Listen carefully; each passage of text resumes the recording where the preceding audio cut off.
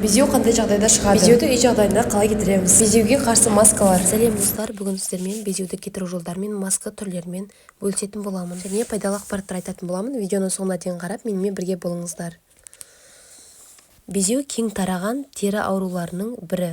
Ауру жас таңдамайтыны секілді, безеудің бетке шығуы бұрын жасөспірімдер арасында жиі кездессе, қазір ересектер де өз бетінше түрлі ем-дом қолданып жататыны бар. Безеу қандай жағдайда шығады? Безеу асқазан, ішек жол аурулары, зат алмасуының бұзылуының кесірінен шығады. Сондай-ақ бет терісіндегі майдың шамадан тыс көп бөлінуі, бетке дұрыс күтім жасамауынан оған көп септігін тигізеді. Бұл тері ауруларының бірі, әсіресе жасөспірімдер арасында кең тараған. Себебі жастарда гормондары өсіп, түрлі өзгерістерге ұшыраса бастайды. Терінің ең көп тараған ауруы безеу. Безеу көбінесе 14-16 жастағы балаларда болады. Бұл жыныстық жетілудің май бездерінің шығаратын өзегі бітеледі де, оған ауру тудыратын микробтар түсіп, қабынады.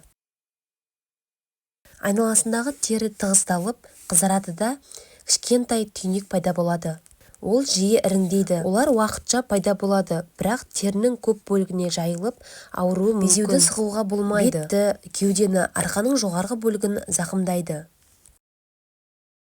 Көптеген адамдар безеуден құтылу үшін қымбат дәрілер мен кремдер сатып алады.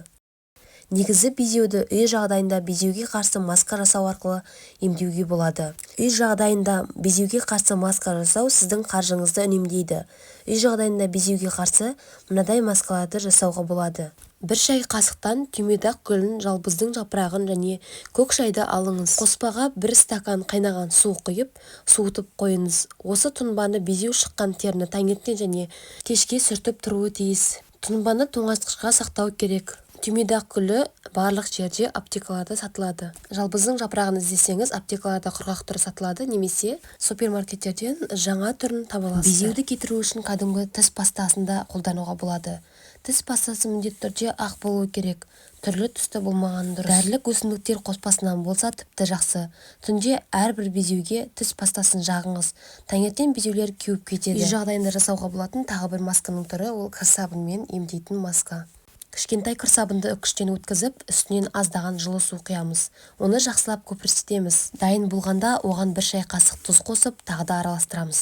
Маска дайын. Бұдан кейін жуылған бет терісіне жағып шығамыз. Бұл маска бет терісін тазартады. Сонымен қатар бет терісін майланудан қорғайды. Бұған себеп масканың майлы бет терісін құрғатуында, сондай-ақ ол беттегі безеуді, қара дақтарды жояды. Аталған масканы аптасына 3 рет қолдану керек.